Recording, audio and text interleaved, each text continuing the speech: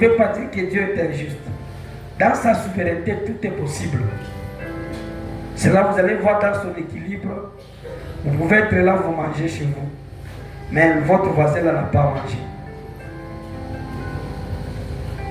L'autre là peut mourir, mais vous là vous êtes en vie.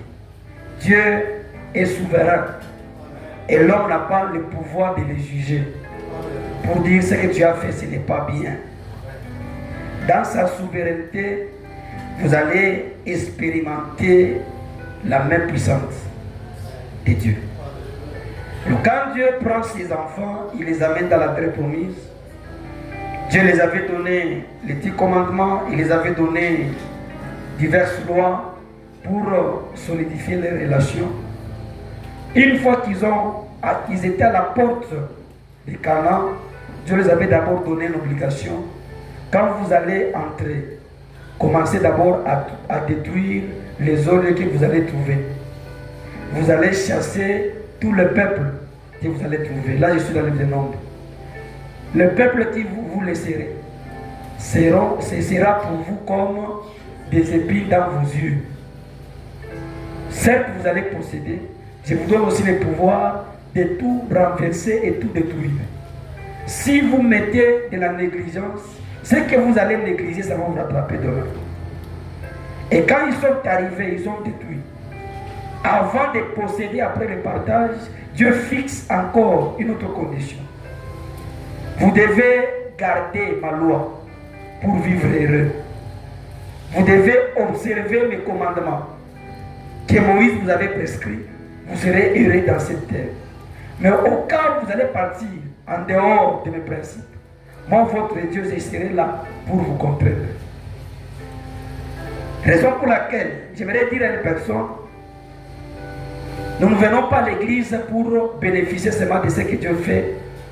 Les mots que je vais mettre entre guillemets, profiter de Dieu.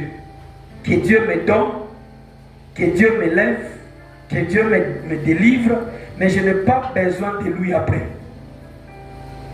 Amen, amen. Observez même, c'est presque fréquent. Vous allez vous rendre compte que nos enfants qui sont en 4e aujourd'hui, les finalistes, même celui qui est un troubadour, vous allez voir presque à la veille des examens, tous deviennent des chrétiens.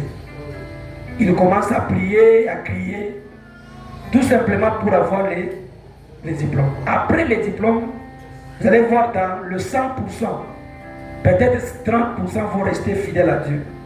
Mais le reste, les jours des résultats, ils vont déchirer leurs chemises, ils vont acheter des boissons enivrantes, ils commencent à crier, ils enlèvent les habits, ils sautent. Amen, amen. Mais avant les épreuves, vous allez voir que ces enfants-là étaient à l'église. Quand on organise une prière ici pour les diplômes, on doit lâcher les diplômes, ils sont là, très sains. Mais après, ils changent.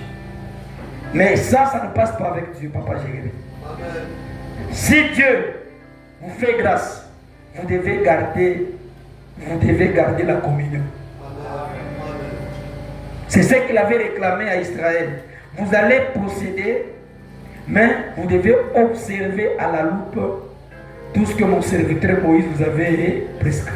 C'est alors que je resterai pour vous comme un père et vous comme des fils. Mais si vous vous détournez de moi, moi aussi je vais me détourner de vous. Or c'est lui qui donnait la joie à la stabilité d'Israël, c'est Dieu. C'est là où j'aimerais dire à une personne ce matin, votre source de joie, ce n'est pas votre travail. Amen. Votre source de joie, ce n'est pas votre mariage. Amen. Votre source de joie, ce n'est pas l'argent que vous avez. Amen. Mais votre source de joie, c'est Dieu. Amen. Vos amens sont encore faibles.